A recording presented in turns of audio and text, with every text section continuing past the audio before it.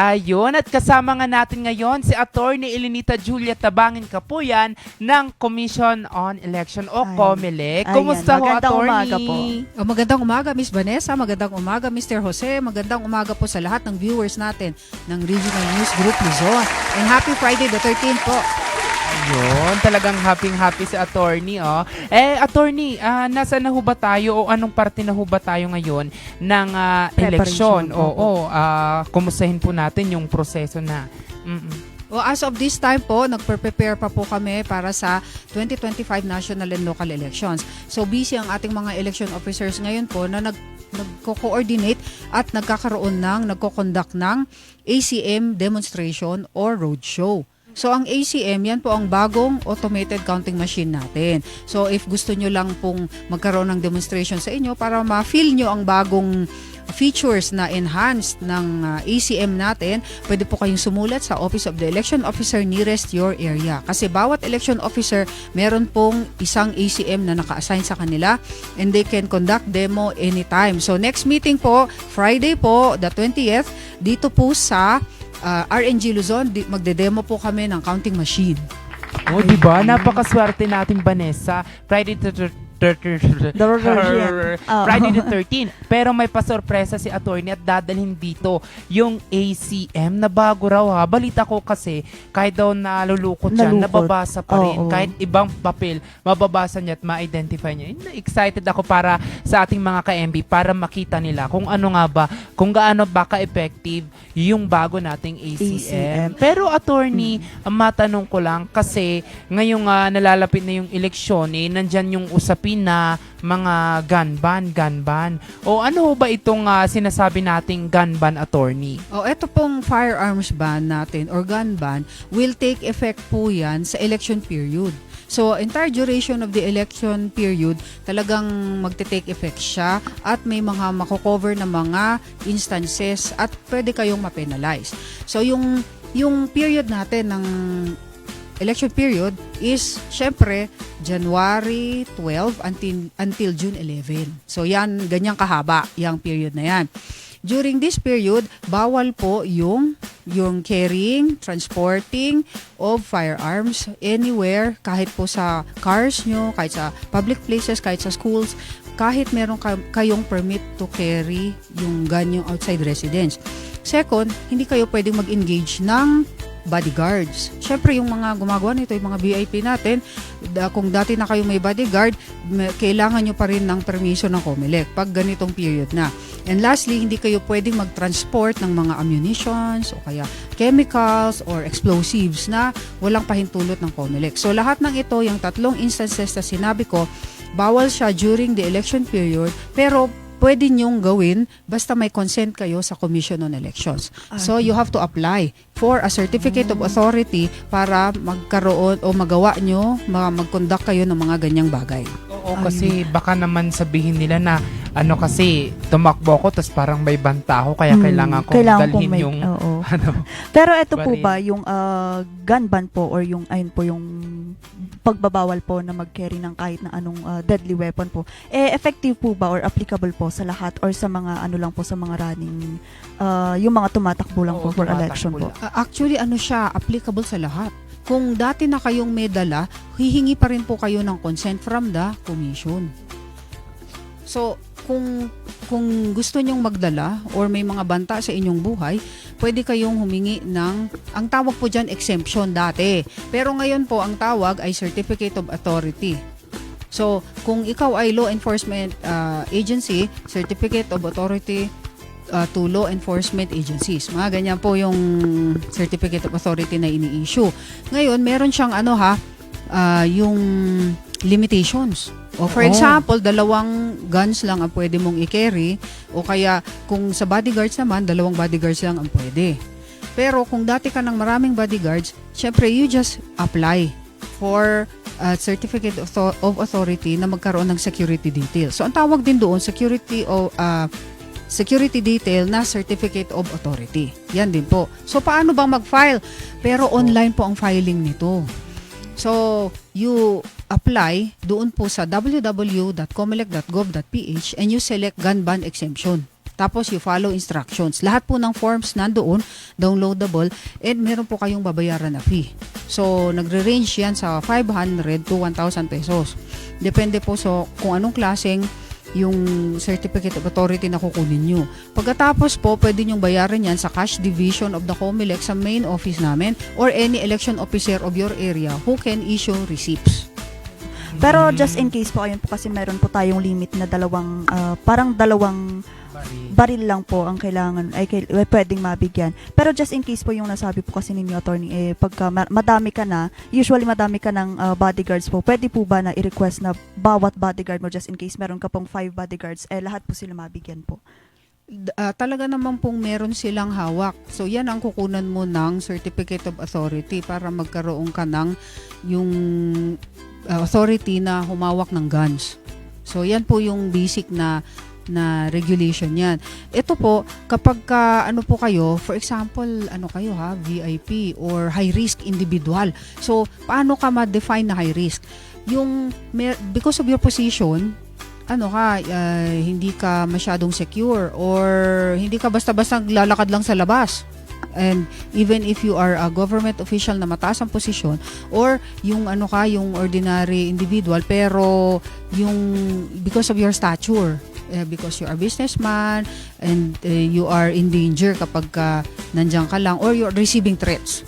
So pwede kang humingi ng certificate of authority for high-risk individuals naman. Tapos, pwedeng magkaroon ka ng security detail agad-agad, pero hihingi ka ng certificate of authority doon po for high-risk individuals, doon po sa RJSCC or the Regional Joint Security Control Center. Yan po yung sa region namin na nag-a-approve ng mga ganyan. So 30 days po yan na ibibigay sa inyo pero hindi na siya renewable. Pero kung kailangan mo lang talaga agad. Depende sa threat assessment ng police at saka AFP doon po sa inyong situation. Ayun nga naman, lalo na dito sa ilang parte sa Cordillera, talagang yung ibang mga kandidato malamang high risk talaga. Kaya kinakailangan nila yan. Pero, attorney, paano ho kapag hindi sila nakapag-apply ng Certificate of Authority at nahuli nga ho sila sa may checkpoint? Ano yung magiging nito, attorney? Penalty. Magiging liable ka ngayon dahil wala kang certificate of authority under this COMELEC resolution, which is COMELEC resolution 11067, and it will become an election offense. Syempre, so magkakaroon ka ng kaso na nag-violate ka under the firearms law. Ano po yung counterpart po? Madi-disqualified ba siya? Opo. Ganun po. Maaari ba siyang ma-DQ? Pwede naman siyang ma-DQ kung ikaw ay yung finailan ka rin ng disqualification case at yan ang ground na sinabi na you have violated that one.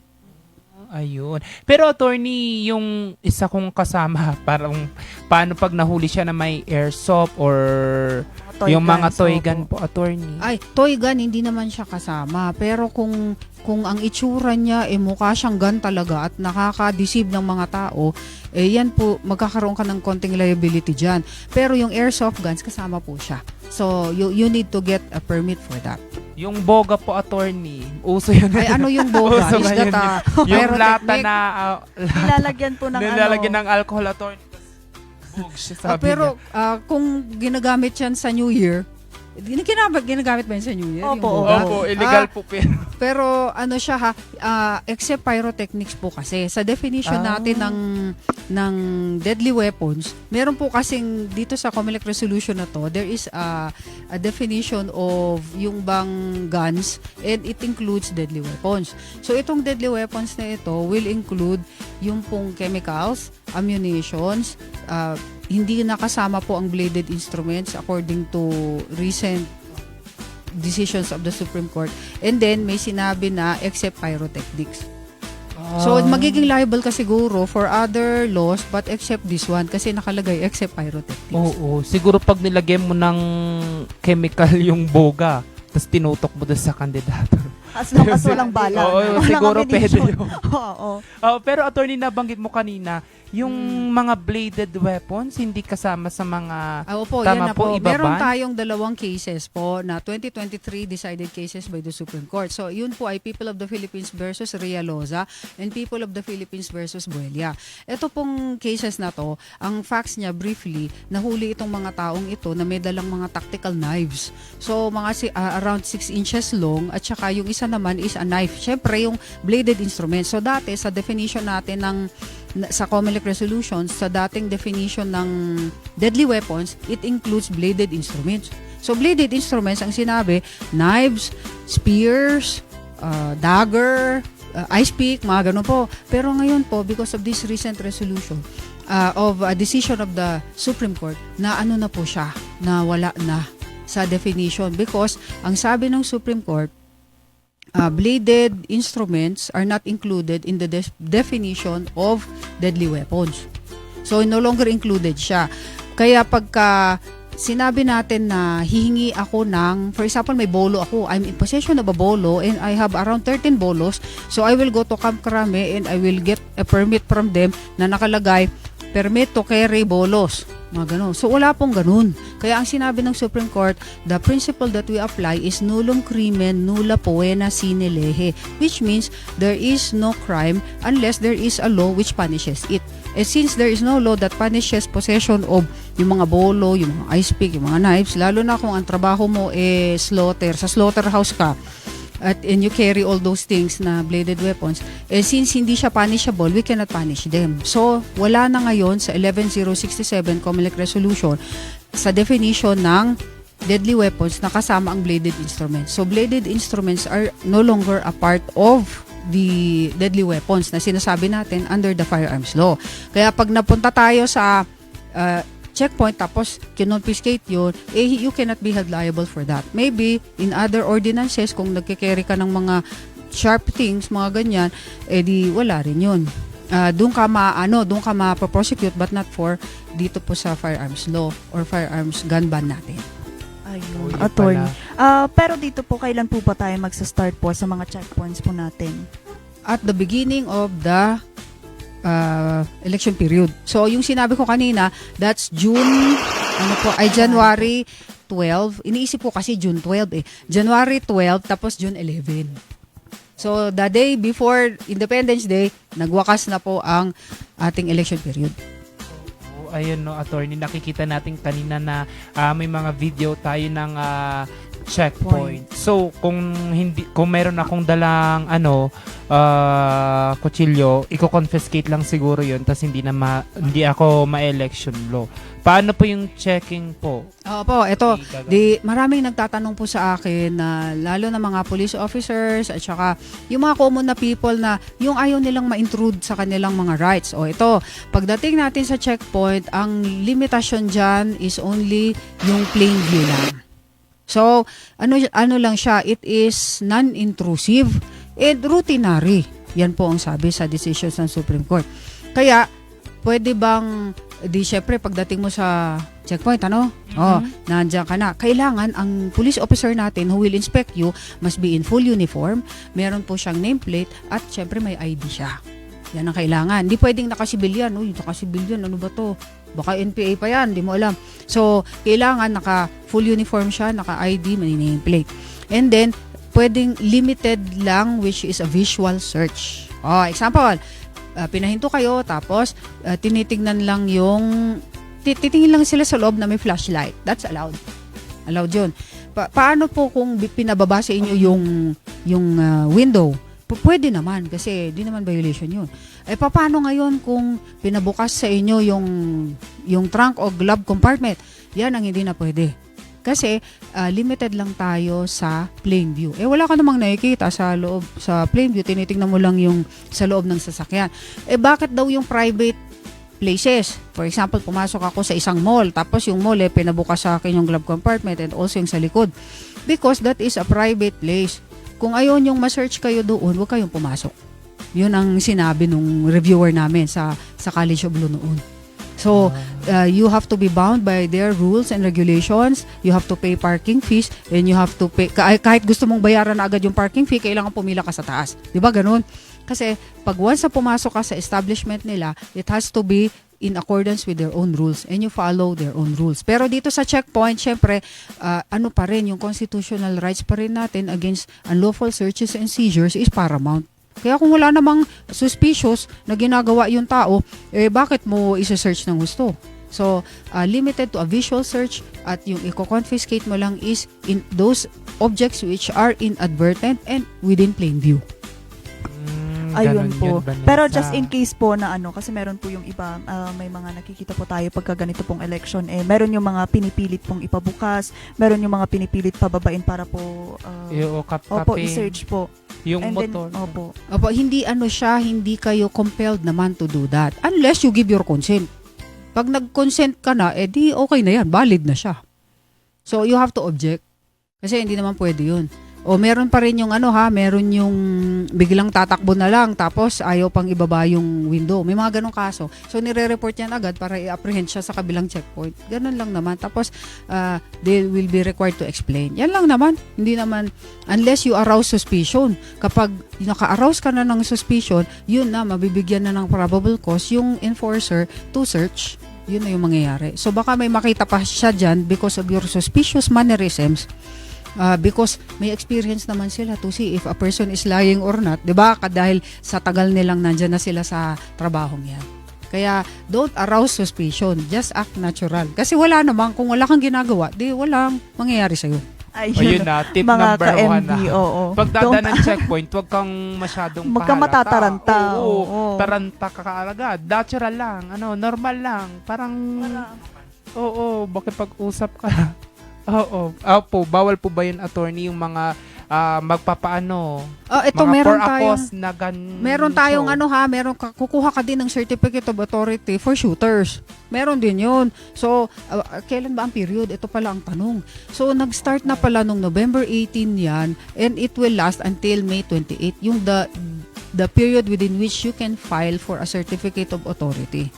So, kung cashier ka din, disbursing officer na you need a gun to carry, yun din ang gagawin mo. Magpa-file ka pa rin ng application for certificate of authority. Tapos, ito pong certificate of authority, hindi lang naman binibigay basta-basta. Nag-apply na ako allowed na ako. Hindi, you have to wait for it because yung evaluation dadaan pa sa Committee on the Ban on Firearms and Security Concerns na nasa Manila. Tapos, i-approve pa ng Office of the Chairman of the COMELEC.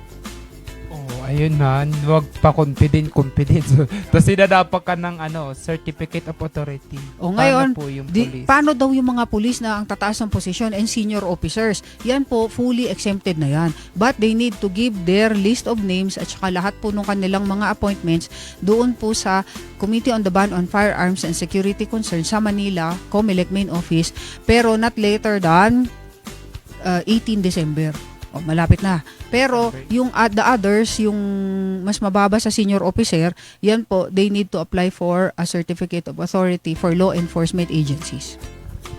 Kasi meron yung parang meron kasi yung isang taon po na parang lahat po ng guns po na carry ng mga police officers ay nilagyan po ng seal.